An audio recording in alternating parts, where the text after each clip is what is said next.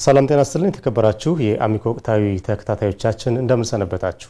አሚኮ ወቅታዊ ዝግጅታችን ተጀምሯል። የማዕድን ሀብት ሰፊ ትኩረት ተሰጥቶት እየተሰራ ነው የሚገኘው። ከሀገሪቱ ቁልፍ የኢኮኖሚ ጉዳዮችም አንዱ ነው። በተለይ ከኢንዱስትሪ ጋር በማሳሰርና በማዕድን ሀብቱ ክልሉም ሆነ ሀገሪቱ ተጠቃሚ እንድትሆን በማድረግ ረገድ ሰፊ ስራዎችን መስራት ይጠይቃል። የዛሬው አሚኮ ወቅታዊ ዝግጅታችንም ትኩረቱን የማዕድን ሀብት መዋቅራዊ ሽግግርና የኢኮኖሚ ትስስር በሚል ወደ እናንተ ይደርሳል። የማዕድን ቢሮ ኃላፊ አቶ ኃይሌ አበበ የተለያዩ ሀሳቦችን፣ ጥያቄዎችን እያነሳንላቸው ማብራሪያ እየሰጡን ከኛ ጋር ቆይታ ያደርጋሉ። ፕሮግራሙን ወደ እናንተ በማድረስ ጻድቁ አላምረው ከካሜራ ባለሙያዎች ጋር ቆይታ አደርጋለሁ። ምርጫችሁን የአማራ ሚዲያ ኮርፖሬሽን እንድታደርጉ በአክብሮት ጋብዛለሁ። እንግዳችን አክብረውን ለምናነሳቸው ሀሳቦች ማብራሪያ ሊሰጡን ፈቃደኛ ስለሆኑ እጅግ እናመሰግናለን። እኔም በጣም አመሰግናለሁ። ማዕድን ከሀገሪቱ ቁልፍ የኢኮኖሚ ዘርፎች ውስጥ አንዱ ተደርጎ የተሰራ ነውና የአማራ ክልል በዘርፉ ምን ያህል ትኩረት ሰጥቶ እየሰራ ነው? የክልሉ ኢኮኖሚ ጋር ያላችሁ ትስስርስ ምን ይመስላል ከሚለው ውይይታችን መጀመር እንችላለን። በጣም አመሰግናለሁ። በድጋሚ በዚህ ደረጃ በመጋበዛችሁ የአማራ ክልል የማዕድን ሀብት ልማት አጠቃላይ እንቅስቃሴ በተለይ ከቅርብ ዓመታት ወዲህ ከፍተኛ ትኩረት ተሰጥቶ እየተሰራ ያለበት ሁኔታ አለ። የዚህ የራሱ የሆነ መነሻ ሁኔታዎች ይኖራሉ።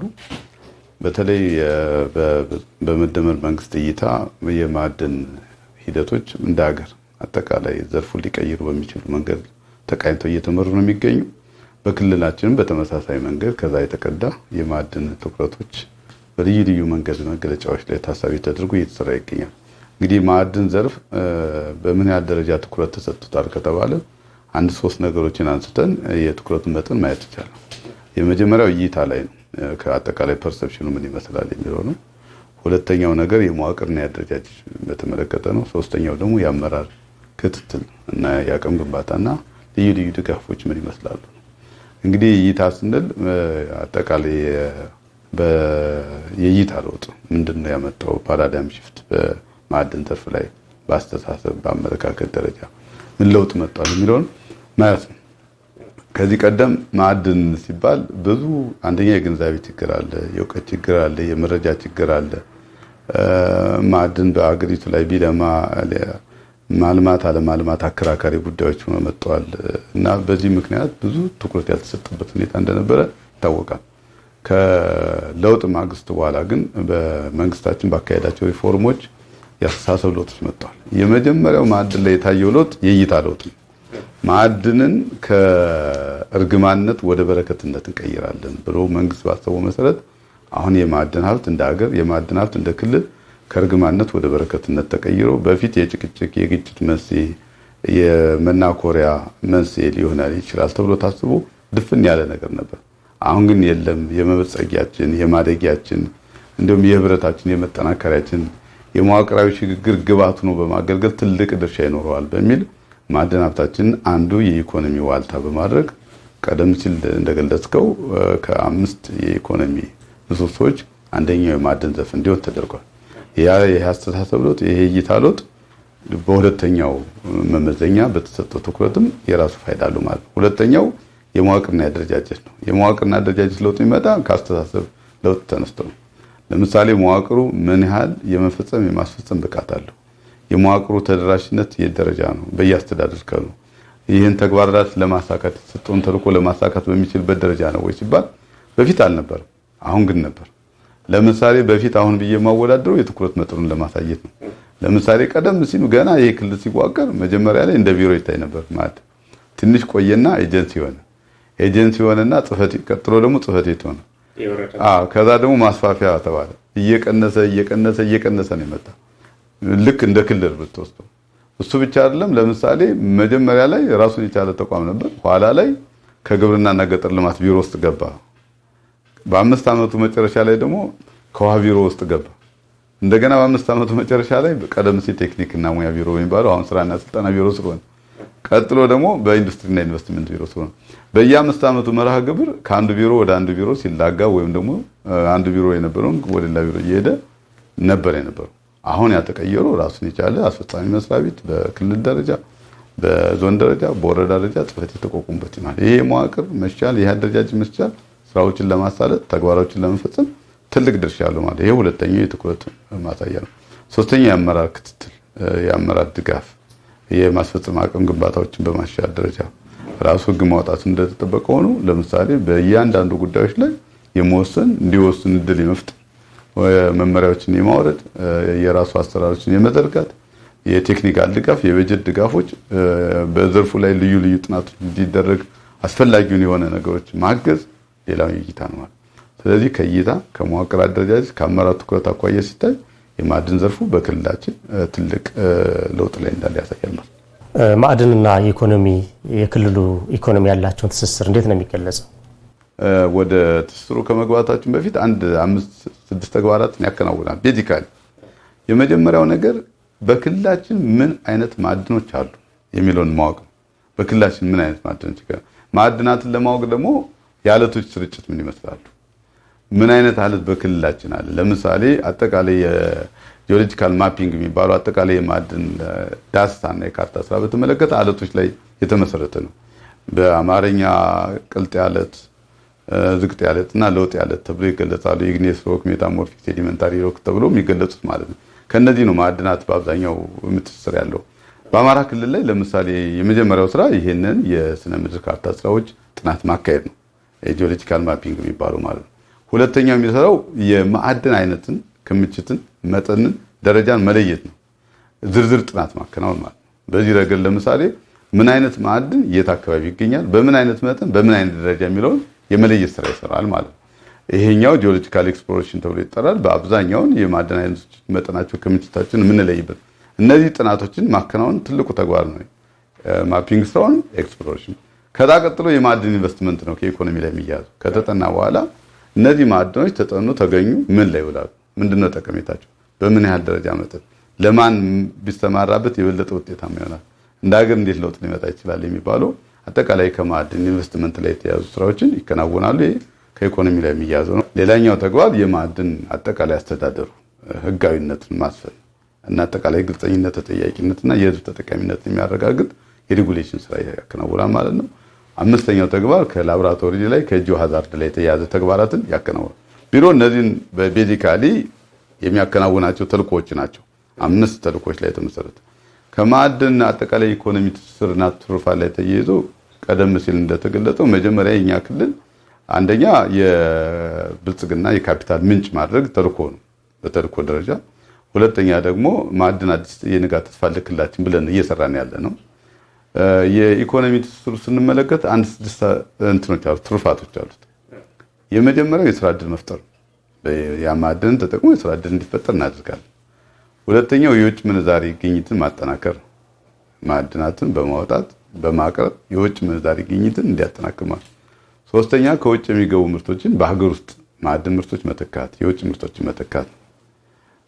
አራተኛው ተግባር ደግሞ በአጠቃላይ በስራ እንቅስቃሴ ውስጥ ተያይዞ የመንግስትን ገቢ ማጠናከር ነው፣ እግረ መንገዱ በሚሰሩ እነዚህና መሰል ስራዎችን ስናያቸው ከቴክኖሎጂ ሽግግር ላይ ከማህበረሰብ ተጠቃሚ ላይ ስንያይ የኢኮኖሚ ትስስሩ ከፍ ያለ ነው ማለት ይቻላል ማለት ነው። ክልሉ ሰፊ የማዕድን ሀብት እንዳለው ይነገራል፣ መረጃዎችም ያመላክታሉና ከማዕድን ቢሮ አንዱ ተግባር ውስጥ አሁን ያነሱልኝ የማዕድን ሀብትን መለየት እና ማጥናት ነውና በዚህ ረገድ ቢሮ ምን ያህል እየሰራ ነው? ቀጣይስ ያቀዳቸው ተግባራት ምንድን ናቸው? አማራ ክልል በቆዳ ስፋት በእኛ ቢሮ አጠቃላይ ማፒንግ ስራ 181100 ካሬ ኪሎ ሜትር ነው። አጠቃላይ ስኬር ነው፣ ኪሎ ሜትር ስኬር ነው። ይሄን መሰረት አድርገን 2 አይነት ጥናቶች ይከናወናሉ። ቀደም ሲል እንደገለጽኩት አንደኛው የማፒንግ ነው፣ ሁለተኛው የኤክስፕሎሬሽን ስራ ማለት ነው። አጠቃላይ በአሰሳዊ ጥናትና ዝርዝር ጥናት ማለት ነው። በአጠቃላይ ሲገለጽ ይሄ መሰረት ተደርጎ የመጀመሪያው ነገር ለምሳሌ የማዕድን ያሉበት ቦታዎችን የመለየት የማሰስና አጠቃላይ ካርታ ስራዎች የስነ ምድር ካርታ ስራዎች ስንመለከት አሁን ባለው ሁኔታ 45124 ኪሎ ሜትር ስኬር ጥናት ተከናውኗል ማለት ነው። ይሄ በዳታ የተመዘገበ ነው። አጠቃላይ ካለው ክልሉ ቆዳ ስፋት አኳያ ሲታይ 25.12% ይይዛል ማለት ነው። ኦልሞስት 1/4 አካባቢ የክልሉን የቆዳ ስፋት በዚህ ደረጃ ጥናቶች ተከናውነው ተቀምጠዋል ማለት ነው። ይህን ጥናት ስናከናውን እኛ ቢሮአችን የሚሰራው ተግባራት አለ። ከቢሮአችን ባሻገር ደግሞ ከዩኒቨርሲቲዎች ላይ በመተባበር በተለይ አማራ ክልል ካሉ ዩኒቨርሲቲዎች ላይ የተወሰነ ደረጃ ደግሞ ከአዲስ አበባ ዩኒቨርሲቲዎች ላይ በመተባበር እናከናውናለን። እንዲሁም ደግሞ በባለሀብቶች ቅንጅት እንደገና የክልሉ ተወላጆች በዘርፉ የተሰማሩት ላይ ተመስርቶ ጥናት ማለት ነው። ሁለተኛው የማዕድን ዝርዝር ጥናት የሚባለው ክምችት መጠን አይነት ማወቅን በተመለከተ እሱ ብዙ ርቀትና ብዙ ጥናት ስለሚጠይቅ ገና 5% ላይ ነው ያለ አሁን ባለው ሁኔታ በ5% ደረጃ ላይ የሚገኘው ግን በዛ ደረጃ የጥኑ ጥናቶች ግን አመላካች ውጤቶች እያመጡ ናቸው። ለምሳሌ በክልላችን ቀደም ሲልም በተደጋጋሚ እንደገለጽ ነው በ5 ዘርፍ የሚከፈል አሁን ከ50 በላይ ማዕድናት አሉ ለአማራ ክልል። ለምሳሌ በኮንስትራክሽን ማዕድናት ማንሳት ይቻላል። እንደ ኢግኒም ብራይት፣ ዳይሜንሽን ስቶን ማንሳት ይቻላል። ግራናይት። በኢንዱስትሪ ማዕድናት ማንሳት ይቻላል። ለምሳሌ እንደ ጂፕሰም፣ ላይም፣ ካኦሊን፣ ሲሊካን የመሳሰሉትን ማንሳት ይቻላል። ከከበሩ ማዕድናት ላይ ተይዞ ማንሳት ይቻላል። ኦፓል አንዱ ነው። ወርቅ አለ። ለምሳሌ ኢመራልድ አለ፣ ሳፋየር አለ። እነዚህን ማንሳት ይቻላል። አማራ ክልል ላይ የብረት ነክ ማዕድናት የሚባሉ ብረትን ጨምሮ ኮፐር የመሳሰሉትን፣ ሊቲየም፣ ኒኬል የመሳሰሉትን እና ኃይል አቅርቦት ተብሎ እና ድንጋይ ከሰል የመሳሰሉት እና አማራ ክልል ላይ በእንደዚህ ዘርፎች የሚከፈል ከ50 በላይ ማዕድናት እንዳለ በጥናት አረጋግጠናል። በጥናት ማረጋገጥ ብቻ ሳይሆን እነዚህ ጥናቶችን መሰረት ተደርጎም ወጣቶችም ባለሀብቶችም የአገር ውስጥ ባለሀብትም የውጭ ባለሀብትም ተቀናይተው በመስራትና በማልማት ላይ ይገኛሉ ማለት ነው። የማዕድን ሀብታችን ሲነሳ በተለይ ያለውን ሀብት እሴት ጨምሮ ተጠቃሚ እንዲሆን ማድረግ ላይ ክፍተቶች እንደነበሩ ይነሳ ነበርና የማዕድን ሀብታችን እሴት ተጨምሮባቸው ኢኮኖሚያዊና ሌሎችም ጠቀሜታዎች እንዲያበረክቱ በማድረግ ረገድ እንደ ክልል የተሰሩ ያሉ ስራዎች እንዴት የሚገለጹ ናቸው? እሴት መጨመር ላይ ተይዞ እንግዲህ እኛ አንድ 3 ነገሮች እንሰራለን በዚህ ዙሪያ ላይ። የመጀመሪያው ነገር ከኮሌጆች ላይ ተቀናይተን የምንሰራው ነገር ነው። አማራ ክልል ስራና ስልጠና ቢሮ ከሚያስተዳድራቸው የቴክኒክና ሙያ ኮሌጆች ላይ 17 ማዕከላት አሉን። ከነዛ ማዕከላት ላይ በትብብር በቅንጅት የምንሰራዋለን። ለምሳሌ የላፒደሪ ሴንተር ማሰልጠኛ የማስዋቢያ ማሰልጠኛ አለ። እሱን ስልጠና ይሰጣሉ። እዛ ላይ እሴት ይጨምራሉ። አሁን ኦፓሎች ወጥተው ለምሳሌ ማይኒንግ ኤክስፖ ላይ በየጊዜው ሲቀርቡ፣ ኢትዮጵያ ታምርት ላይ በየጊዜው ሲቀርቡ፣ እንዲሁም ሌሎች ቦታ ላይ ሲቀርቡ በዚህ ረገድ የተሰሩ ስራዎች ናቸው። ከእሴት ጨምሮ ማውጣትና እሴት ጨምሮ ሲወጣ የተሻለ ገቢ ይገኛል። አሁን የዘንድሮን ለምሳሌ አንድ አብነት ባቀርብልን 27127 ኪሎ ግራም ጥሬ ኦፓልና 729 ደግሞ ኪሎ ግራም ደግሞ የተዋበ ኦፓል አቅርበናል። 27127 ኪሎ ግራም ያወጣነው ጥሬ ኦፓል የላክነው $3.4 ሚሊዮን፣ 729 ኪሎ ግራም የተዋበ ጥሬ ኦፓል ያቀረብነው ደግሞ $1.4 ሚሊዮን። እንግዲህ 729ኙ 1.4 ሚሊዮን አምጥቷል። 27100 ምናምን የመጣው ግን 3.4 እና ምን ያህል ማዕድናትን አስበን አስቂጠን በተሻለ መንገድ ስናቀርባቸው የተሻለ ነገር እንደሚፈጥር ያሳያል ማለት ነው። የኢትዮጵያ ኦፓል በዓለም ላይ በጣም ብራንድ ኦፓል ነው የሚባለው ለምሳሌ።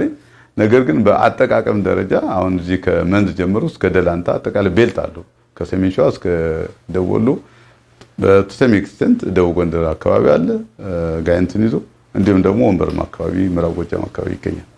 አሁን ይሄንን አስበን ብንጠቀመው ለሀገራችን ትልቅ ገቢ ያስገኛል ብለን አስበን በዚህ ላይ ትኩረት ሰጥቶ ለመስራት ጥረት እየተካሄደ ነው። አንደኛው ነገር እዚህ ከላፒደሪ ሴንተር ከማስዋቢያ ላይ ከኮሌጅ ላይ።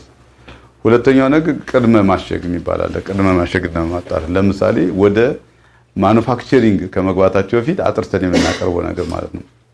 ለምሳሌ ጅብሰምን ወደ ማኑፋክቸሪንግ ከመሄዱ በፊት ያንን ቀድመን የማጥራት ስራዎች እና የማሸግ ስራዎች፣ ሲሊካን ለምሳሌ ወደ መስተዋት ከመግባቱ በፊት መስተዋት ፋብሪካ ከመሆኑ በፊት ከዛ በፊት አጥርቶ የማቅረብ እንደዚህ አይነት ነገር፣ የላይምም እንደዚህ በተመሳሳይ መንገድ። ሁለተኛው ነገር ይሄ ነው እያከናወነ ያለ ነው ማለት ነው እሴት ከመጨመር አኳያ። ሶስተኛ ነገር ደግሞ እሴት ሊጨምሩ የሚችሉ ነገሮችን ኢንስትሩመንቶችና ማትሪያሎች እንዲቀርቡና ማገዝ፣ በስልጠና ማገዝ ማትሪያሎች ማለት ለምሳሌ ወርቅ ስትፈልጋት ለምትቆየው ለምሳሌ አሁን በተሻለው ዘመናዊ ቴክኖሎጂ ዲቴክት ማሽን አምጥተህ በቀላሉ እንድታገኝ ዲቴክት ማሽን ታመጣ ይሄ በቁፋሮ ሂደት የሚመጣው ነገር ይቀንስልሃል እንዳይሰበር ያለው። ስለዚህ እነዚህ ነገሮችን በመጠቀም ከሞላ ጎደል ሴት ተጨምሮበትም የተሻለ ነገር ለማቅረብ ጥረት እየተከናወነ ይገኛል ማለት ነው። እንግዲህ 5ቱ የኢኮኖሚ ትኩረቶች ውስጥ አንዱ ነውና ውጤታማ እንዲሆን ደግሞ ሀብቱ ባለባቸው አካባቢዎች የተደራጀ ሰው ኃይልና ተቋም መመስረት ይገባል። አሁን እንዳሉት ኦፓል ያለበት አካባቢ ኦፓልን የሚያስጌጥ ሌላም አካባቢ ያለውን በየአካባቢው እንደነዚህ አይነት የተደራጀ አይነት ተቋም እንዲኖር ያስፈልጋልና እነዚህን ተቋማት እንዲፈጠሩ በማድረግ ረገድ ምን እየተከናወነ ነው ማለት እንችላለን? እንግዲህ ከመዋቅር ዝርጋታ ላይ ተያይዞ እንደተባለው ቅድም በትኩረት ተሰጥቶት እየተሰራ ነው ብያለሁ። በዛ ረገድ ያለው ነገር እንደተጠበቀው ነው። ነገር ግን አሁንም የሚቀሩ ነገሮች ይኖራሉ። መሻሻሎች፣ ለውጦች ቢኖሩ የሚቀሩ ነገሮች ይኖራሉ። አሁን ለምሳሌ እንደ ክልላችን ስንወስድ በሁሉም ዞኖች መምሪያ ያላቸው መዋቅርን በተመለከተ በወረዳ ደረጃ ደግሞ 45 ወረዳ አካባቢ ላይ ይገኛል። ነገር ግን በቂ አይደለም። አሁን ለክልላችን መስተዳድር ምክር ቤት ያቀረብነው ነገር አለ። ለምሳሌ በርካታ ማዕድናት ያሉበት ቦታ ነገር ግን ደግሞ መዋቅር የላቸዋል። በዚህ ምክንያት መዋቅር ባለመኖሩ ምክንያት ስራውን ለማሳለጥም ችግር ነው። ሁለተኛ ደግሞ አንዳንድ ህገወጥ ተግባራትን በሚፈጽሙበት አካባቢ ለመቆጣጠርም የሚያስቸግሩበት ሁኔታዎች አሉ። ይህን ለማስተካከል የክልሉ መንግስት አይ ቲንክ ጉዳዩን ተቀብሎት አሁን የማሻሻያ ነገሮች ይሰራሉ ብለን እናስባለን። አሁን ባለው ሁኔታ ቅድም በገለጽኩት ደረጃ ነው። ግን ተጨማሪ 51 ወረዳዎች ይጠይቀናል። እንዲሁም ደግሞ ካሉን ጂኦፖሊታን ከተማዎች ውስጥ በአምስቶች ላይ እንዲፈቀድ ጠይቀናል። አይ ቲንክ ይሄ ከተፈቀደ ስራዎችን ለማሳለጥ ያግዛል ብለን እናስባለን እንደ መዋቅር ማለት ነው። ከዛ ባሻገር ግን ከመዋቅሩ ባሻገር ደግሞ የሰው ኃይል ያስፈልጋል። የማዕድን ልማት ዘርፍ በነገራችን ላይ የሙያ ዘርፍ ነው። በሙያ የሚመራ ነው። ሙያ ይጠይቃል። በዚህ ረገድ ያለውን የሰው ኃይል ማሰልጠን ያስፈልጋል። የስራ ላይ ስልጠና መስጠት ያስፈልጋል።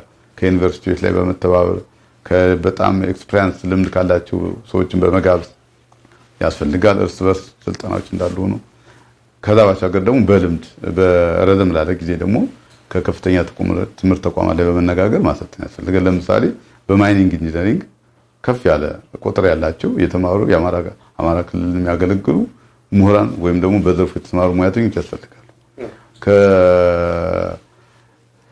ጂኦፊዚክስ ላይ ተይዞ እንደዚህ ተመሳሳይ ያስፈልጋል ማለት ነው። እና እነዚህ ነገሮች ከኢኮኖሚ ጂኦሎጂ ላይ ተይዞ አሉ።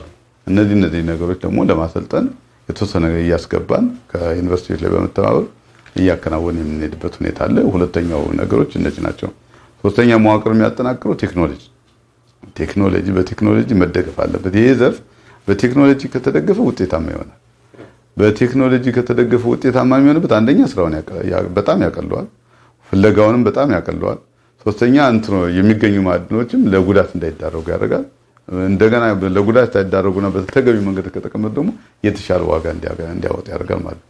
ስለዚህ እነዚህ ነገሮች እየሰራን እንገኛለን ማለት ነው። በእስካሁኑ የማዕድን አጠቃቀም ሂደት በተለይ ልማዳዊ እውቀቶች ላይ የተመሰረቱ እንደሆኑ ይነሳ ነበርና ከዚህ ወጥቶ በእውቀትና በሳይንሳዊ እሳቤ እንዲመራ ለማድረግ እንደ ክልል ቢሮ የተያዙ ስራዎች የተሰሩ ያሉ ስራዎች ምን ይመስላሉ? በተለይ ዩኒቨርሲቲዎችን አቅም በመጠቀም ረገድ ከዚህም አልፎ የቴክኒክና ሙያ ኮሌጆችም በማሳተፍ ዘርፉን ሳይንሳዊ በሆነ መንገድ እንዲያግዙ በማድረግ ረገድ የተሰሩ ያሉ ስራዎችን እናንሳ። በጣም ጥሩ። እንግዲህ ከዩኒቨርሲቲዎች ላይ ተያይዞ አጠቃላይ እንቅስቃሴ ጥሩ የሆነ እንቅስቃሴ እንዳለ ነው የምንገምተው። በእርግጠኝነት አማራ ክልል ማዕድን ቢሮ ከአማራ ክልል ካለው የከፍተኛ ትምህርት ተቋማት ላይ ባለው ትስስር በከፍተኛ ደረጃ ከሚጠቀሱ ቢሮዎች መካከል አንዱ ነው ብለን እናምናለን። ዩኒቨርሲቲዎችም ይሄን ያረጋግጣሉ። ምክንያቱም አንደኛ በየጊዜው እኛ የሞያው አለን፣ የመግባቢያ ሰነድ አለን፣ በየአመቱ የምናከናውናቸው ስራዎች አሉ፣ እቅድ አለን።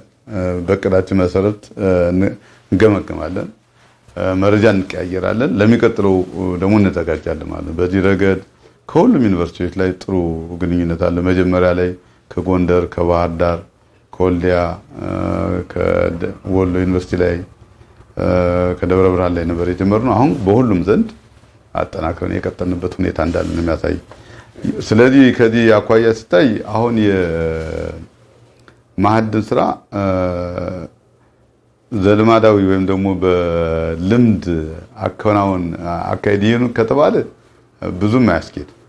በጣም አንደኛ ራሱን የቻለ ሙያ ይጠይቃል። ሁለተኛ ከሙያ ባሻገር በቅድም እንደገለጽኩት በቴክኖሎጂ መደገፍ ያስፈልገዋል። ስለዚህ ይሄንን አውቀን ደግሞ መስራት ያስፈልጋል። በዚህ ረገድ አሁን ለምሳሌ ዩኒቨርሲቲዎች አዳዲስ አሰራሮችን እያመጡ እያሰለጠኑ ይገኛሉና ጥሩ ጥሩ ውጤቶች እያመጣን ነው የምንገኘው ብለን እናስባለን። ለምሳሌ አሁን በአብዛኛው የጥናት ውጤቶችና ወደ ስራ ላይ ያዋሉት የዩኒቨርሲቲዎች ምንጭ ከፍተኛ። አሁን ለምሳሌ የተገነቡት ጂፕሰም ፋብሪካዎች፣ ግራናይት ፋብሪካዎች ብዙ፣ አሁን እየተገነባ ያለ መስታወት ፋብሪካዎች፣ የሲሚንቶ ፋብሪካዎችና አሁን ያለቀም አለ በመገንባት ላይ ያሉ እነዛ ሁሉ ሂደቶች አጠቃላይ የማምረቻው ቦታ ፋብሪካ ይባል እንጂ ዞሮ ዞሮ ዋናው ሀብቱ ማዕድን ኦልሞስት ሲገለጽ እንደነበረው ባህላዊና ልማዳዊ አሰራር ምናልባት ዝቅ ላሉት አካባቢዎች ሊያገለግል ይችላል እንጂ በእኛ ደረጃ በከፍተኛ መሻል ላይ እንዳለ የሚታይ ነገር አለ ብለን ወስዳለን።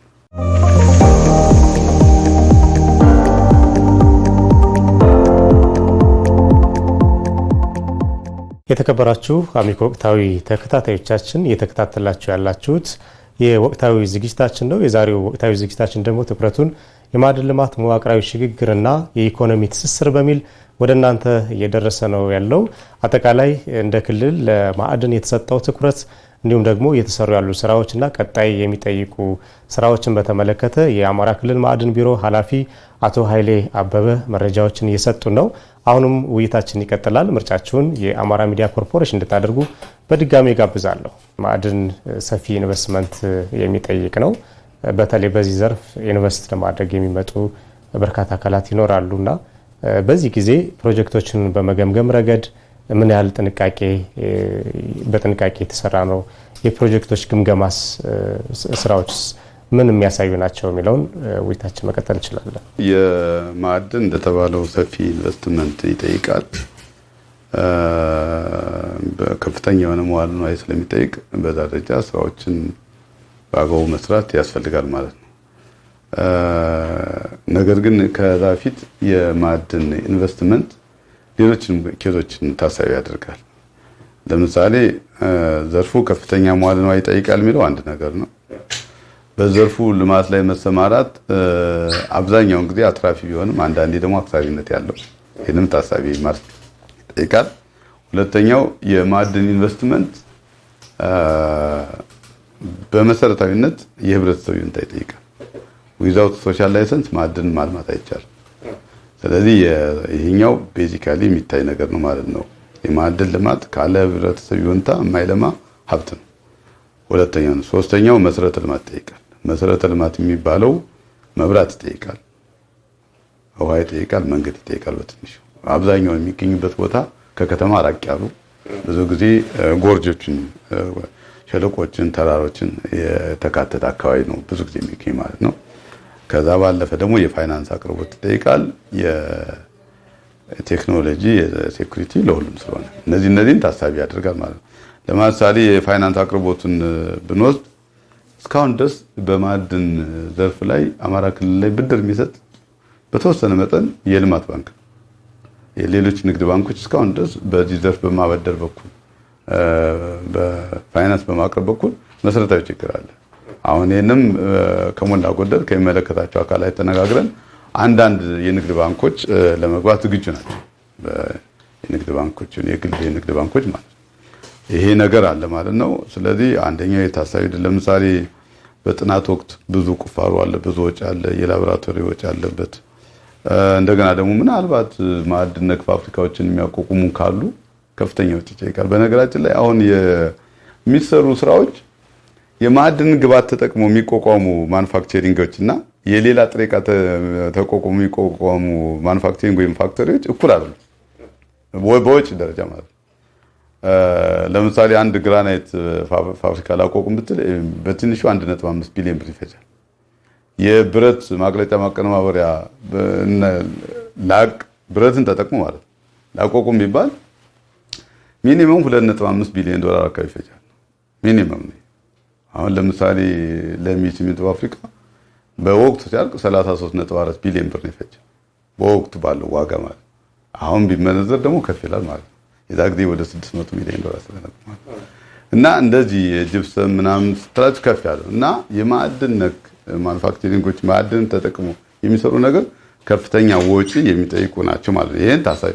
ስለዚህ ምንድነው ይሄን ያነሳውበት ምክንያት የፋይናንስ አቅርቦቱ በልማት ባንክ ብቻ የታጠረ ሳይሆን ሌሎች አካላት ማገዝ መደገፍ ያስፈልጋል ማለት ነው። በማዕድን ዘርፍ እንዲለማ ከተፈለገ ማለት ነው። ወደ አነሳልኝ ጉዳይ ስንመለከት ለምንድነው መስፈርቱ ምን ይመስላል የምትለው እንደ ማንኛውም የኢንቨስትመንት ዘርፍ መጀመሪያው ቅድመ ሁኔታ የሚያሟሉት ነገር ይኖራል። ለምሳሌ ከማመልከቻ ጀምሮ ፕሮጀክት ፕሮፖዛል፣ የንግድ ፍቃድ፣ እንደዚህ ኤአይ የሚባሉት ነገር ተሟልቶ ይመጣሉ። እነዚህ እንደተጠበቀ ሆኖ ደግሞ ማወዳደሪያ መስፈርቶች ይኖራሉ። ለምሳሌ የኛ ማወዳደሪያ መስፈርቶች አንደኛው ስራ ዕድል ከመፍጠር አኳያ ምንድነው ያለው ኮንትሪቢዩሽን ያ ፕሮጀክት። ሁለተኛው ነገር ደግሞ በዘርፉ ያለው ልምድ በቀጥታ ወደ ስራ በመግባት ባለመግባት የኋላ ታሪኩ በዚህ ዙሪያ ላይ ያለው ልምድ ምን ይመስላል፣ ያ ካምፓኒ ያ ፕሮጀክት ወይም ደግሞ የአገር ጠያቂ የሚለው ነገር ታሳቢ ይደረጋል ማለት ነው። ሶስተኛው ነገር ለሀገሪቱ የውጭ ምንዛሪ በማስገኘት ደረጃ ያለው ፋይዳ ምንድነው፣ የውጭ ምንዛሪ ግኝትን ለሀገራችን ኮንትሪቢዩት ያደርጋል፣ አስተዋጽኦ ይኖረዋል አይኖረውም የሚለው ነገር የሚታይበት ሁኔታ አለ። አራተኛው የካፒታል አቅም መስራት የካፒታል አቅሙ ይታያል። ሌላኛው ደግሞ የቴክኖሎጂ ሽግግርና እውቀት በማምጣት በሚል እነዚህ ተጨማሪ መስፈርቶች ነው ያገለግላሉ ማለት ነው። እነዚህ መስፈርቶች ተደርጎ የተለያዩ ፍቃዶች አሉ። ለምሳሌ የምርመራ ፍቃድ የሚባል አለ፣ የማምረት ፍቃድ የሚባል አለ፣ ይዞ የማቆየት የሚባል አለ። እንደገና ደግሞ በደረጃ ደግሞ ስታያቸው ባህላዊ ፍቃድ የሚባል አለ፣ ልዩ አነስተኛ የሚባል አለ፣ አነስተኛ የሚባል አለ፣ ከፍተኛ ደረጃ የሚባል ፍቃድ አለ። በዚህ ደረጃ የተለያዩ ማዕድናቶች በህጉና መመሪያው በሚፈቅደው መሰረት መስፈርቱን አሟልቶ ሲመጣ ይሰጣል ማለት ነው። ነገር ግን ይሄ እንደተጠበቀ ሆኖ እኛ ክልል ላይ ይሄንን እናልማ ብለው የምርመራ ፍቃድም የማምረት ፍቃድ ይወስዳሉ። ነገር ግን በመግባት ወደ ስራ በመግባት በኩል የሚወስዱትን ያህል መጠን ሬሽዮን ስናየው በጣም ዝቅተኛ ነው። ስለዚህ በየሂዶ አጥሮ ማስቀመጥ፣ ይዞ መቆየት እንደዚህ አይነት ነገሮች አሉ። ወይም ደግሞ ጥሬ ዕቃውን አውጥተው ወደ ሌላ ቦታ አሻግሮ መሸጥ ነው የሚፈልገው። እኛ ደግሞ የምንፈልገው ጥሬ ዕቃውን ተጠቅሞ እዛው ላይ ወይ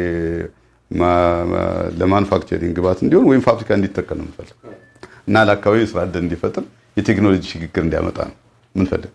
በዚህ ምክንያት ብዙ ሰዎች ብዙ ፍቃድ የወሰዱ አካላት ማለት ነው አጥሮ ያስቀመጡበት ሁኔታ አለ። ያን ደግሞ በመመሪያው መሰረት እርምት እንወስዳለን ማለት ነው። ለምሳሌ ጊዜ አለ፣ የምርመራ ፍቃድ የሚያልቅበት የማምረት ፍቃድ የሚያልቅበት አለ። በዚህ ዓመት ብቻ 174 ፍቃዶች ሰርዘናል እኛ። ምክንያቱም ጊዜውን ጠብቀን እንዲሰራ አላደረግንም። ስለዚህ የምርመራ ፍቃድ፣ የማምረት ፍቃድ በግራናይት፣ በማርብል፣ በሲሊካ ሳንድ፣ በፑሚስ በመሳሰሉት ፍቃዶች የሰረዝንበት ሁኔታ በጅብሰም ማለት ነው። በሌላ ሁኔታ ደግሞ የሚሰራ አካል ሲመጣ ደግሞ ኢሚዲየትሊ ለዛ ግባት ነው። አንድ ሁለት ምሳሌዎች ባነሳል። ለምሳሌ ትልቅ ፋብሪካዎች ገንብተው ጥሬ ዕቃ አጠው የተቀመጡበት ሁኔታ አለ። እንደገና ደግሞ ጥሬ ዕቃውን ይዞ ደግሞ ምንም አይነት ፋብሪካ ማይገነባል። ይሄም አጣጣም አለበት። ስለዚህ ፋብሪካውን ተክሎ ሀገር አለማለሁ ብሎ ሀብቱን አፍሶ የተቀመጠ አካል ተቀምጦ 3-4 ዓመት ጥሬ ዕቃውን አጥሮ ምንም ነገር ፋይዳ የማይፈይድ ካለ በመመሪያው መሰረት እርምት ወስደን ለዳኛው ለሚያለማው መስጠት ለሀገር ልማትም ለክልል ለውጥም ለህዝብ ተጠቃሚነትም ያግዛል ብለን እናምናለን። ጊዜው የማዕድን ልማት ነው። በነገራችን ላይ የማዕድን ልማት እንዲፋጠን ማድረግ በዓለም ላይ አሁን ባለው ሁኔታ ላይ ለውጥ ይምጣ ከተባለ ቤዚካሊ ሁለት ነገሮች ላይ መስራት የሚያስፈልገው፣ አንደኛው ማዕድን ልማት ላይ አተኩሮ መስራት። ምንም ተወደደም ተጠላም አሁን ባለው ሁኔታ ዓለም ራሱ የሚናኮርበት የሚጋጭበት የሚስማማበትም ይጣላበትም ሄዶ ማጠቃለያው ማዕድን ላይ። ስለዚህ ማዕድን ላይ በትኩረት ከተሰራ ሀገራዊ ለውጥ ይመጣል፣ መዋቅራዊ ሽግግር ለማምጣት ያግዘናል። ሁለተኛው መስራት ያለብን ቴክኖሎጂ ላይ።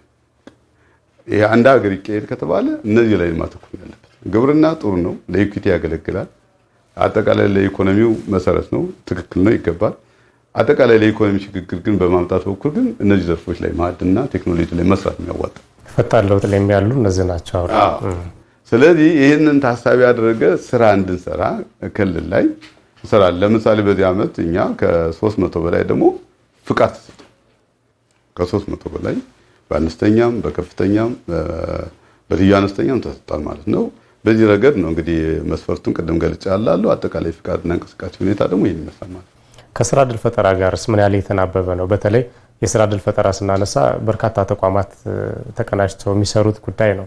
ስራና ክህሎት ቢሮ አለ፣ ሌሎችም ተቋማት አሉና እነዚህ ጋር በቅንጅት ማዕድንን ከስራ ዕድል ፈጠራ ጋር አቀናጅታችሁ በመስራት ረገድ ከዚህ በፊት የስራ ዕድል ፈጠራ ምክር ቤት የሚባልም ነበር እንደ ክልል አይደለ ተግባራዊ የሆነ ያለ ማዕድን ቢሮ አንዱ አካልም ሊሆን ስለሚችል ይዛ ተቀናጅታችሁ የስራ ዕድል በመፍጠር ረገድ ሀብቱን ለስራ ዕድል በመጠቀም ረገድ የተሰሩ ያሉ ስራዎች እንዴት የሚገመገሙ ናቸው? መልካም እንግዲህ የኛ ቢሮ አጋጣሚ እስቴታችንን ስንወስደው እግረ መንገዱን እየገለጽኩት ለመድ የመጀመሪያ የሙያ ብቃት፣ የቡድን ስራ፣ ትብብር ወይም ቅንጅት ሊሆን ይችላል እና ቅንነትና አገልግሎት የሚባሉ እሴቶች ነው ያሉት። 5 እሴቶች ነው ያሉት። ከመሰረታዊ ትኩረቶች መካከል ደግሞ አንደኛው የስራ ዕድል ፈጠራ ቀደም ሲል እንደነገርኩ። ስለዚህ የስራ ዕድል ፈጠራ አንደኛው ዋናው የትኩረት መስካችን ነው ማለት ነው። ስለዚህ እንደ ማዕድን የምንሰራው ስራ ነው። እንደገና ደግሞ ከቢሮ ላይ ተቀናጅተን ነው የምንሰራው ማለት ነው። አሁን ቢሮ ለምሳሌ የስራና ስልጠና ቢሮ በአመት ምን ያህል የስራ ዕድል መፍጠር እንዳለብን አቅዶ ይልክልናል። እኛ ደግሞ በአቀድነው ልክ መሰረት እንናበባለን። ከፍ ይበል ዝቅ ይበል፣ ይሄ በዚህ ደረጃ ብለን እንነጋገራለን። ስለዚህ በተለያየ መንገድ የስራ ዕድል እንፈጥራለን። ለምሳሌ ዝቅ ባለው ደረጃ ስትወጥ ኖርማሊ ምንም አይነት እሴት ሳይጨምሩ አውጥቶ በመሸጥ ላይ የተመሰረተ ባህላዊ ፍቃድ ይባላል። አሁን በባህላዊ ፍቃድ ወረዳ ላይ ለምሳሌ በከፍተኛ ለምሳሌ የአሸዋ ሬዳሽ የመሳሰሉትን እያወጡ የሚሸጡበት ሁኔታ አለ። ምንም ነገር አያስፈልግም። ቀጥሎ ደግሞ ለምሳሌ መለስተኛ ጠጠሮችን ምኖችን በማምረት የሚያወጡ አሉ። ለምሳሌ ደግሞ በቀጥታ በመቆፈር ለምሳሌ ወርቅም የሚያወጡበት ሁኔታ አለ። ኦፓል የሚያወጡበት ሁኔታ አለ። እነዚህ በባህላዊ መንገድ የሚመሩበት ሁኔታ አለ። ሁለተኛ ቅድም እንደነገርኩ በምርት አይነታቸው በአነስተኛ በልዩ አነስተኛ በከፍተኛ ደረጃ እየተባለ ይመረታል እና ከቢሮ ላይ ያለን ግንኙነት በታቀደና በተናበበ መንገድ እየሰራን ነው የምንገኘው። እነሱ ደግሞ በስልጠና የሚያግዙን ነገሮች አሉ። አሁን በዚህ ዓመት ብቻ ስንወስድ ከ55,000 አካባቢ በላይ በማዕድን ዘርፍ የስራ ዕድል የፈጠርንበት ሁኔታ አለ ማለት ነው። የማዕድንና የኢንዱስትሪ ትስስርን እናንሳ። በተለይ የማዕድንና ኢንዱስትሪ ትስስር ኢትዮጵያ ታምርትን መውሰድ እንችላለን። በተናበበ መንገድ መስራትን የሚጠይቅ ነው። አንዱ ለአንዱ ግብዓት የሚሆንበትም እድል የሚሰጥ ነውና እንደ ክልል የኢትዮጵያ ታምርት ንቅናቄ ይዞት የመጣው እድል በተለይ ማዕድንና ኢንዱስትሪን በማስተሳሰር ረገድ እንዴት ያዩታል? በአጠቃላይ የኢትዮጵያ ታምርት ለኢትዮጵያም ትልቅ ለውጥ እያመጣ እንደሆነ ይታወቃል። እንደ ሀገርም እንደ ክልልም የተገመገመ ጉዳይ ነው። ማዕድን ዘርፍም ከዛ ውስጥ አንደኛው በዚህ ሂደት ተጠቃሚ ከሆኑት መካከል ነው ማለት ነው። ኢንዱስትሪና ማዕድን የምናስተሳስር ከሆነ ያው ኦልሞስት የማይነጣጠሩ ናቸው ብለን መውሰድ ይቻላል። ኖርማሊ የማዕድን አይነት ብረትን ብትወስደው ያንን ብረቱን ወደ አጠቃላይ ማቅለጥና መቀየር ሂደቱ ማኑፋክቸሪንግ ይባላል። ያንን ደግሞ ወስዶ ምናልባት ገጣጥሞ መኪና ካወጣው የመኪና ፋብሪካ ይባላል ማለት ነው። በግብርናውም በተመሳሳይ መንገድ ማለት ነው። ለምሳሌ ቆዳ ልትወስድ ትችላለህ። ቆዳውን ጥሬ ዕቃ አድርጎ ሊወስድ ይችላል። ያን ምናልባት አይቶ በደማለት እሱ ማቅረብ ማኑፋክቸሪንግ ይችላል። ጫማ ተሰርቶ ሲወጣ ደግሞ የጫማ ፋብሪካ ይሆናል ማለት ነው እና በሁለቱም ዘርፎች ብትወስደው በማዕድንም በግብርናም ከኢንዱስትሪ ላይ ምንም የሚነጣጠሉበት ነገር የለም። አንደኛው ለአንደኛው ተመጋጋቢነታቸው ከፍ ያለ ነው ማለት ነው። የኢትዮጵያ ታምርትና የኢንዱስትሪን የማዕድን ስንመለከት ለምሳሌ በማስተዋወቅ በሀገራችን ያለው ማዕድን በማስተዋወቅ በክልላችን ያለው ማዕድን በማስተዋወቅ ጠቀሜታቸውን በመግለጽ ባለሀብቶችን በመሳብ ባለሀብቶች እንዲመጡ በማድረግ አጠቃላይ በዚህ ደረጃ ያለው ነገር በጣም ከፍ ያለ ነው። በአማራ ክልል የማዕድን ልማት ላይ ይነሳ የነበረው አንዱ ትችት ሀብትን የማስተዋወቅ ውስንነት ነውና አሁን ቅድም እንዳሉት ኤክስፖዎችም ሲኖሩ በተለያዩ ኤክስፖዎች መሳተፍ በራሱ አንድ ማስተዋወቅ ሂደት ወይም ስልት ነው። ሌሎችም ያለን ሀብት በማስተዋወቅ ረገድ የተሰሩ ስራዎች ምን ያለው ለውጥ እያመጡ ነው? ማዕድን ሀብት ልማት ያው በጣም ትኩረት ስላልተሰጠው ማስተዋወቁ በዛ ልክ ነበር። በቃ ይሄ በነገራችን ላይ የፖሊሲ ችግር ነው። በቀደም ሲል ለማዕድን ትኩረት አልተሰጠም በፖሊሲ ደረጃ። ስለዚህ አመራሩ የማይገነዘበውም ምሁራኑ የማይገነዘበውም ሌላው ህብረተሰብ እንደዛ ማለት ነው። ስለዚህ ከእይታ ለውጥ በኋላ እና ያን መሰረት ተደርጎ የፖሊሲ ለውጥ ከመጣ በኋላ ግን የማስተዋወቅ ስራ እየተሰራ ነው። ለምሳሌ እኛን ክልል ብትወስደው ከ2013 በኋላና ከ2013 በፊት ብለህ ብትወስደው ብዙ ልዩነት አለው። ራሱ አመራሩ የምጠይቀው አማራ ክልል ማዕድን አለ እንዴ ነው የሚል ነበር አለ ወይ? ወይም ደግሞ ማዕድን የሚባለው ወይ ብረት ወይ ነዳጅ ወይ ወርቅ አድርጎ ነው የሚሰራው እና ብዙ ከፍ ያለ ነገር አይደለም። ግን አማራ ክልል ምን ያህል ማዕድን እንዳለ ቅድም ገልጫለሁ፣ እናንተም ታውቁታላችሁ። ከፍተኛ የሆነ የማዕድን ክምችት ያለበት ክልል አንደኛው አማራ ክልል ነው። በነገራችን ላይ ቀደም ሲል በተለያየ ምክንያት ምንም አይነት ማዕድን እንደሌለው አግራሪያን ሶሳይቲ ለመፍጠር ታስቦ ሲሰራ ስለነበር እና ቱ ሰም ኤክስቴንትም ሳቦቴጅ ስለነበረው አይገለጽም ነበር። አሁን ባለው ሁኔታ ግን ስትመለከተው በጣም አስገራሚው ነገሮች አማራ ክልል ሶስቱንም አለቶች ከሚይዙት ክልሎች መካከል አማራ ክልል ነው የሚገኘው። ሶስቱንም አይነቶች ሶስት መሰረታዊ አለቶች ተገኘ ማለት ደግሞ የማዕድን ክምችት መጠኑ በዛ ደረጃ ከፍ አለ ማለት ነው። ለምሳሌ ከፍተኛው መጠን የሚገኘው አሁን ኢግኔስ ሮክ የሚባለው 72% ነው ከሮኮች ውስጥ አማራ ክልል የሚገኘው። ኢግኔስ ሮክ ነው ለብረት መሰረት የሚሆን። የትም ቦታ ላይ ብረት አለ ከተባለ መጀመሪያ አለቱ ኢግኔስ መሆን አለበት። ለምሳሌ ቅልጥ አለት የሚባለው ማለት ነው አማርኛ። እና እንደዚህ አይነት ነገሮች ሊኖሩ ይገባል ማለት ነው። በዚህ ደረጃ ራሱን የቻለ የሁኔታዎች ስለነበሩት በማስተዋወቅ በሌላም በእይታ ደረጃ ብዙ ችግሮች ነበሩ። ነገር ግን ከ2013 በኋላ ብዙ የማስተዋወቅ ስራዎች ሰርተናል። የማዕድን ጠቀሜታ፣ የማዕድን አይነቶች የት እንደሚገኙ ምን እንደሚሆኑ ብለን ለመግለጽ ከፍተኛ ጥረት አድርገናል። የእናንተ ሚዲያ አሚኮ የራሳችን ሚዲያ አሚኮ በተለያየ ጊዜ ይሄንን በማስተዋወቅ ረገድ ከፍተኛ ሚና ተጫውቷል። ራሱ ሙያተኞችን ልኮ በረሃ ለበረሃና ሸለቆ ለሸለቆ ገብቶ እያስጠና እያመጣ ፕሮግራም እየሰራ ያስተዋወቅበት ሁኔታ አለ። በልዩ ልዩ መንገዶች ያስተዋወቃል። ሌሎች ሚዲያዎችም ኢትዮጵያ ውስጥ የሚገኙ የሰሩበት ሁኔታ አለ። ከዛ ባሻገር ደግሞ ማህበራዊ ሚዲያዎች አሉ። በማህበራዊ ሚዲያ ዩቲዩብ፣ የፌስቡክ የመጠቀም የማስተዋወቅ ስራዎች አሉ። በሴሚናር፣ በኮንፈረንስ፣ በስልጠናዎች የማስተዋወቅ ስራዎች አሉ። አሁን ባለው ሁኔታ በማዕድን ኤክስፖ በኢትዮጵያ ታምስት ቅድም እንደገለጽኩት አሁን ባለው ሁኔታ በማስተዋወቅ ደረጃ በጣም በከፍተኛ ደረጃ መሻል ላይ ነው ያለው። ማዕድን ፍለጋና ማውጣት ሂደቱም እንደዚሁ ሰፊ ህገወጥነት የሚታይበት እንደነበር አንዱ የሚወቀስበት የሚተችበት መንገድ ነበር አይደለ? የክልላችን የማዕድን ሀብት ሁኔታ ሲነሳ በዚህ ረገድ አሁን ይህን ለመቅረፍ እንደ ቢሮ የተደረጉ የተወሰዱ እርምጃዎችና ማስተካከያዎች ምን ያህል ውጤታማ ናቸው ማለት እንችላለን? ማዕድን ልማትን ከዚህ ከህገወጥነት አኳያ ስንታየው ያው ችግሮች ይገጥሙታል። ችግሮች የሚገጥሙት ግን በሁለት ምክንያቶች ናቸው። አንደኛው ከማዕድኑ የተፈጥሮ ይዘት አኳያ እና መጠን አኳያ፣ ሁለተኛ ደግሞ ከመዋቅር ተደራሽነት አኳያ ያለ ችግር ነው። ሁለተኛው እነዚህ ቤዚካል ይሆናሉ። የአስተሳሰብ የምን ነገሮች እንደተጠበቁ ነው ማለት ነው። ለምሳሌ አንዳንድ ማዕድን በተፈጥሯቸው እና በመጠናቸው ምክንያት በቀላሉ ለህገወጥነት ይዳረጋሉ። ለምሳሌ አሁን ኦፓልን ብትወስድ አብዛኛው ኦፓል ለእንደዚህ አይነት የተዳረገበት ጊዜ ነበር ቀደም ሲባሉ ዓመታት። አሁን መጠነኛ ለውጥ ቢመጣ ማለት በቀላሉ ይዛቸው ትሄዳለህ፣ ታወጣቸዋለህ፣ በኮንትሮባንድ ይወጣሉ። በኮንትሮባንድ ከወጡ በኋላ ይሸጣሉ። አሁን ይሄ መጠኑ አነስተኛ ነው፣ ለቁጥጥርም በጣም አስቸጋሪ ነው። ወርቅንም ብትወስድ ተመሳሳይ ነው። አሁን ተመሳሳይ ኬዞች ይገጥሙታል። መጠኑ በጣም ዝቅተኛ በመሆኑ ምክንያት በቀላሉ ይዛቸው የምትንቀሳቀሶች ናቸው። ነገር ግን በዋጋ ደረጃ ውድ ናቸው። ይሄ ከማዕድን አይነቱ አኳያ ነው። እዚህ ላይ ደግሞ የተለያየ ስራዎች ይኖራሉ።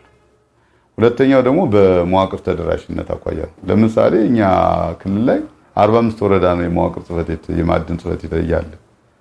ይሄ ማለት ኦልሞስት 24% አካባቢ 24% በወረዳም ብቻ 3 ማለት። ስለዚህ ከፍተኛ ፐርሰንቱ ጽሕፈት ቤት የለውም። የማዕድን ጽሕፈት ቤት የለበት ወረዳ የለውም። ስለዚህ ኦነርሺፕ የለውም ማለት። ስለዚህ ኦነርሺፕ በሌለበት ሁኔታ ላይ የህገወጥነት መከታተል መቆጣጠር በራሱ ራሱን የቻለ ፈተና ነው ማለት ነው። እያንዳንዱ ሴክተር ከሞላ ጎደል የራሱን ስራ ነው የሚሰራው። በተወሰነ ደረጃ መተባበር መቀናጀት እንዳለው ነው ማለት። ስለዚህ እነዚህ ሁለት ኬዞች ፈተናዎች እንደሆኑ መውሰድ ያስፈልጋል። ስለዚህ እነዚህ እንዳሉ ሆኖ ምንድነው እየሰራችሁ ያላችሁ ከተባለ የመጀመሪያው ነገር እኛ አሁን ቢሆን በተገኘው አጋጣሚና ባለን አቅም የተለያዩ መንገዶች እየተጠቀም አስተሳሰብ ለውጥ ማምጣት ነው። የግንዛቤ መፍጠር፣ አዌርነስ መፍጠር። ሁለተኛው መዋቅር በስፋትና ባቀረብነው ልክ መጠን እስከሚፈቀድልን ድረስ በቅንጅት መስራት። በቅንጅት ከገቢዎች ላይ፣ ከኢንዱስትሪ ኢንቨስትመንት ላይ፣ ከንግድ ላይ፣ ከፍትህ አካላት ላይ፣ ከፖሊስና ፍትህ ላይ፣ ከአካባቢ ጥበቃ ላይ ሆነን በቅንጅት እንሰራለን። ለዚህ የሚሆን ደግሞ የማዕድን ግብረ ኃይል ቁጥጥር የሚባል ራሱን የቻለ ደንብ አለው። በየደረጃው ባለ ያስተዳደር ከን የመጨረሻ ሰው የሚመራው ማለት ነው። ለምሳሌ በአማራ ክልል ርዕሰ መስተዳድሩ ይመሩታል ማለት ነው። ወረድ ሲል ደግሞ ዞን አስተዳዳሪ፣ ከንቲባ እንዲሁም ወረዳ አስተዳዳሪ እያለ እስከ ቀበሌ የሚደርስ አለ። ሁለተኛው ይህን ማጠናከር የታስክ ፎርስ ማጠናከር ነው። ሶስተኛው በዚህ ዙሪያ ላይ ተሰማርተው አጥፍቶ የተገኙትን አካላት ያለምንም መደራደርና በቁርጠኝነት እርምት ወስዶ የሕግ ተጠያቂነት እንዲሰፍኑ ማድረግ ነው። በሕግ መጠየቅ፣ በአጠፉት ጥፋትም ለመንግስት ገቢ ማድረግ ያለባቸውን አካል እንዲገቡ ማድረግ። በዚህ ረገድ ለምሳሌ ንብረታቸው የተወረሳለ ገቢ ያደረጉ አካላት አሉ። ለምሳሌ አላግባብ ባዛልት ሲያወጡ የተገኙ፣ ጅብሰም ሲያወጡ የተገኙ፣ ሲልካ ሳንድ ሲያወጡ የተገኙ በምስራቅ ጎጃም፣ በሰሜን ሸዋ፣ በማዕከላዊ ጎንደር እርምት የተወሰደበት ሁኔታ አለ። እነዚህ ነገሮች እንግዲህ አጠናክረና እየይዘን እየፈጸምን እንገኛለን ማለት ነው። በመጨረሻም በ25 ዓመት የክልል አሻጋሪ የልማት እቅዱ ላይ የማዕድን ልማት መዋቅራዊ ሽግግር ትልቅ ሚና የተሰጠው ይህንን መሰረት በማድረግ ደግሞ ትልቅ ትኩረት የተሰጠውና በእቅድ የተያዘ እንደሆነ ይታወቃልና ከተቀመጡ አቅጣጫዎች አንጻር በዚህ ዓመት የተከናወኑ ተግባራት ምን ይመስላሉ? ከእቅዱ አንጻርስ ተስፋቸው ምንድነው የሚለውን ያንሱልኝና ውይይታችን ጨርሳለን።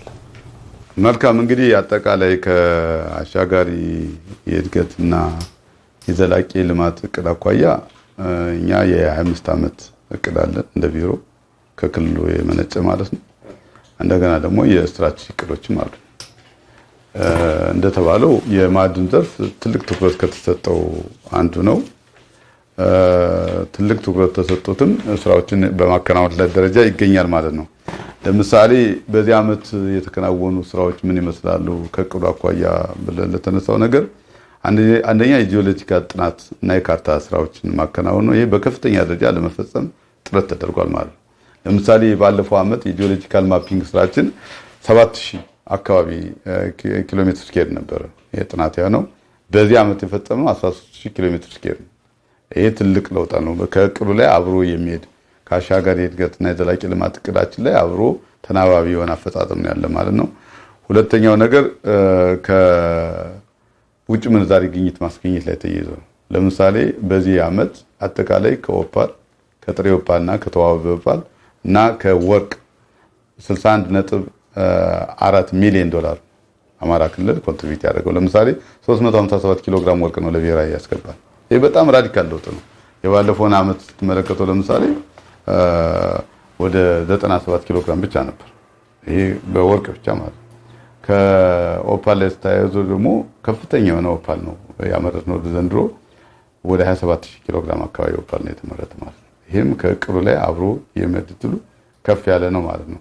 ሌላኛው የውጭ ምንዛሬ ግኝት ማጠናከር ነው። የውጭ ምንዛሬ ምርቶችን በአገር ውስጥ መተካት ወደ 1 ቢሊዮን ብር አካባቢ የሚተካ የውጭ ምንዛሬ ምርቶችን በአገር ውስጥ የመተካት አለ። ለምሳሌ ይሄ ከግራናይት ላይ ይያዛል፣ ከጂፕሰም ላይ ይያዛል፣ ከፑሚስ ላይ ይያዛል፣ ከሲልካ ላይ ይያዛል ማለት ነው።